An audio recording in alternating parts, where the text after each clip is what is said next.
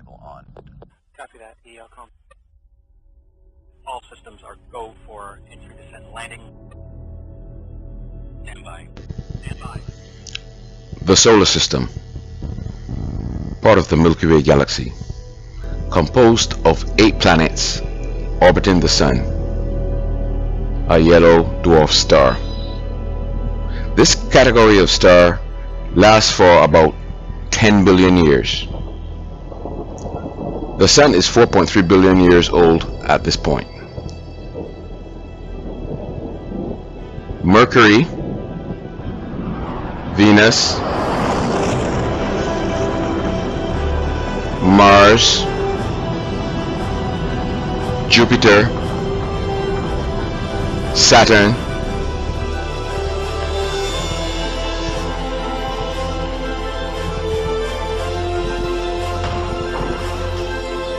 Uranus, and Neptune compose the solar system.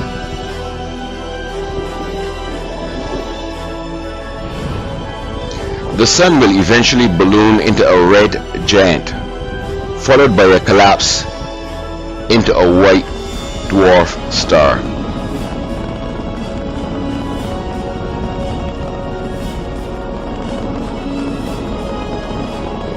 Earth is the only planet in this system which supports intelligent life. To break away from our gravity, we must exceed a speed of 25,020 miles per hour. This can only be achieved by rocket propulsion. In April 1981, the shuttle program started. It utilized reusable aircraft. There were a total of 5: Challenger, Enterprise, Columbia, Discovery, and Atlantis. The Challenger and Columbia were destroyed in mission accidents, with the loss of 14 astronauts. The fleet was retired in July 2011. In July 1969, man landed on the moon in Apollo 11, but in the 40 years after, no efforts have been made to return.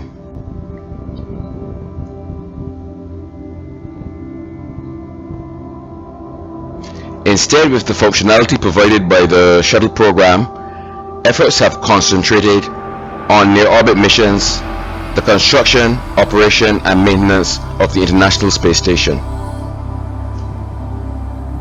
This was established in 1998 and orbits at a height of 220 miles above the Earth. From its inception, the station has been constantly manned by crews from several nations, conducting experiments and expanding the structure.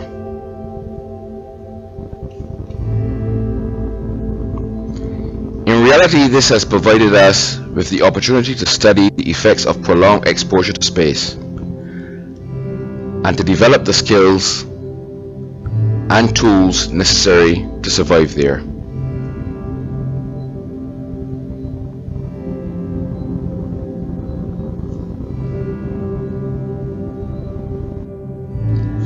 Having conquered the moon, the next logical objective is a mission to Mars.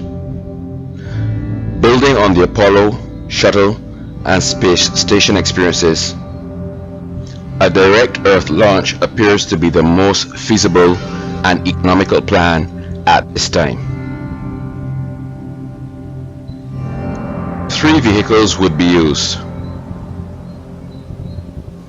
a MAV, Mars Ascent Vehicle, a HAB, Habitation Module, and an ERV, an Earth Return Vehicle. This is a complex operation requiring the pre-launch of assets to Mars. They would remain on the surface for 2 years in advance of the manned phase of the mission. In the 3rd year, the astronauts would blast off using duplicate components described in the pre-launch phase. These would have been deployed 2 years earlier. After the 500-day stay on the surface, the 3-man crew would commence their 6-month return trip to Earth.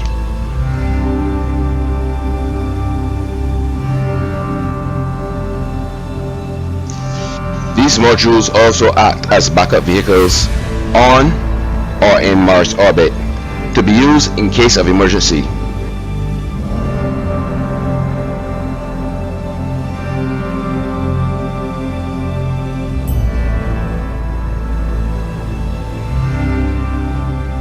Several geological and environmental tests would also be conducted by surface robots to gain as much knowledge about the planet prior to the manned landing. During the 2 years, the station modules of the pre-launch would have generated a stockpile of breathable air, water, and fuel. This would sustain the crew for the duration on the surface.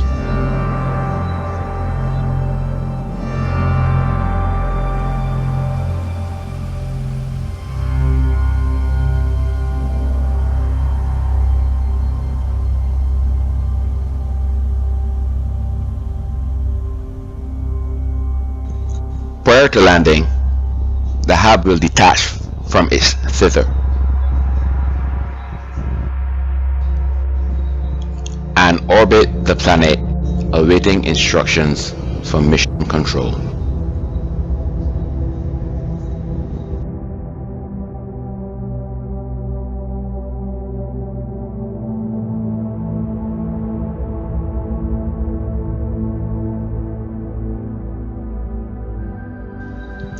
The hab will land at the site occupied by the pre-launched assets.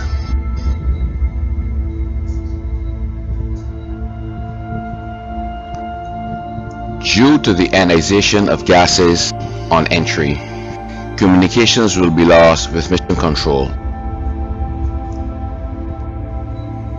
A window of 40 minutes will elapse before a message is sent by the beacon that all is well.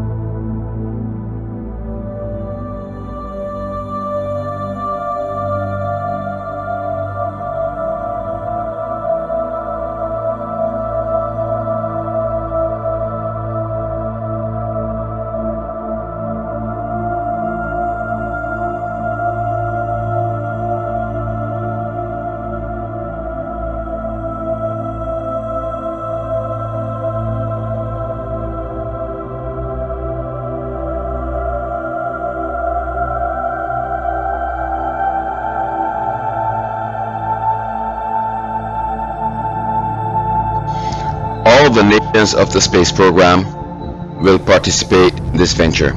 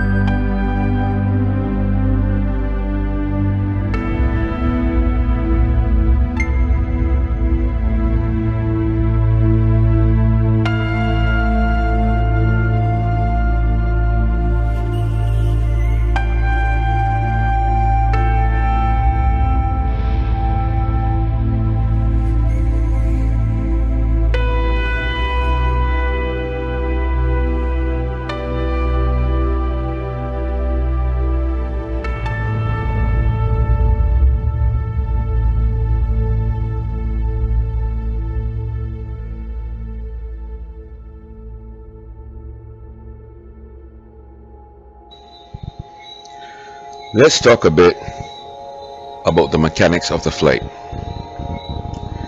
After launch, it is a long trip, during which the hab will detach itself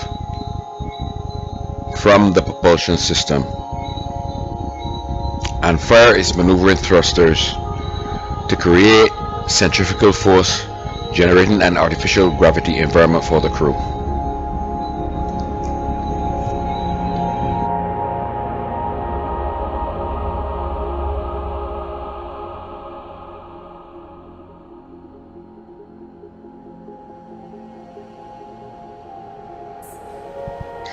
This is necessary for the crew's muscles to combat the effects of weightlessness in space.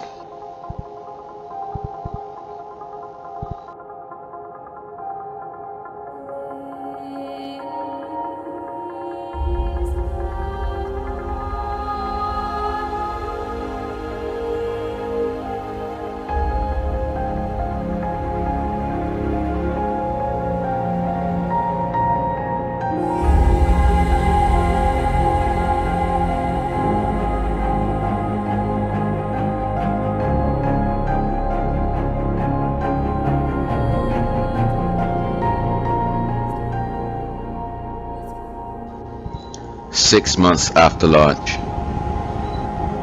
we have touched down on the Martian surface, and man's first view of this alien landscape.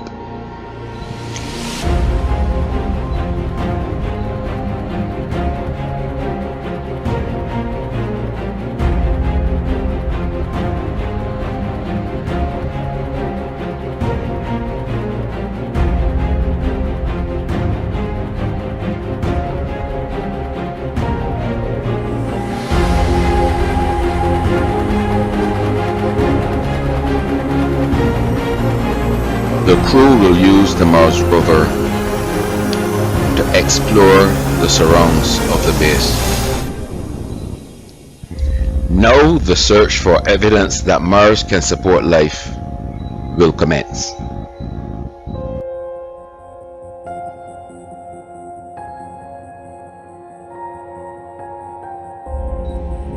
Unlike the lunar rover,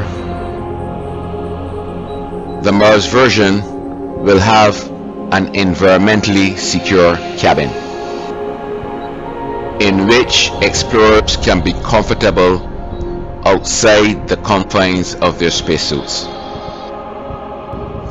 The circumference of exploration will be determined by the range of the rover.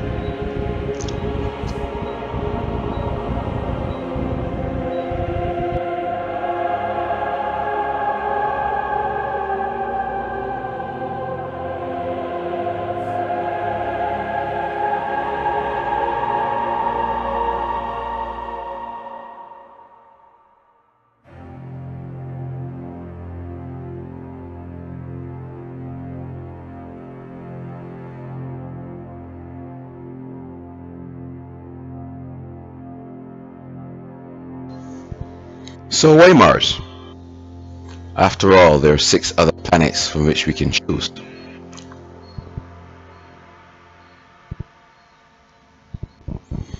None of the others have the attributes to sustain life.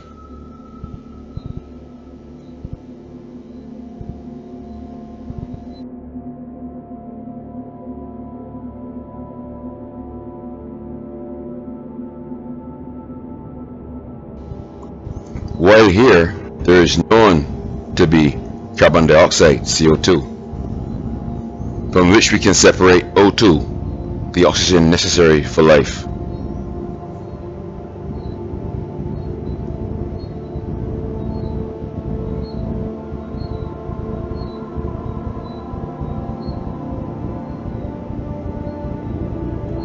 There is CH4, methane, which can react with the CO2 to form H2O, water, another resource needed to sustain life.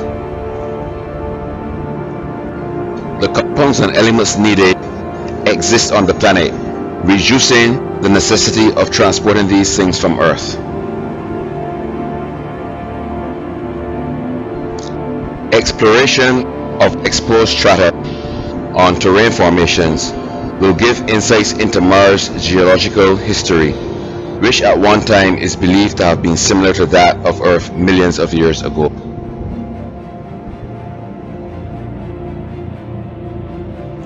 There is a 24-hour day, and temperatures are within habitable limits, so the team can be sustained for some time as opposed to on the Moon, where everything needed to be taken to the surface.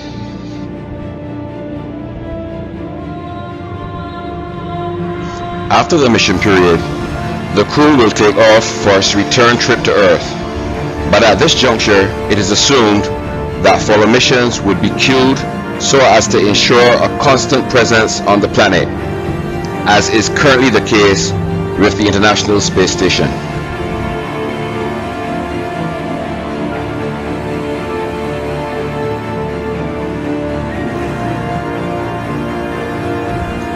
If we are eventually to become a spacefaring species, as depicted in the science fiction movies, Mars is a necessary first step. The cost is in the trillions of dollars, but if we are to survive beyond the demise of our sun, we must press on with the exploration of our solar system and beyond.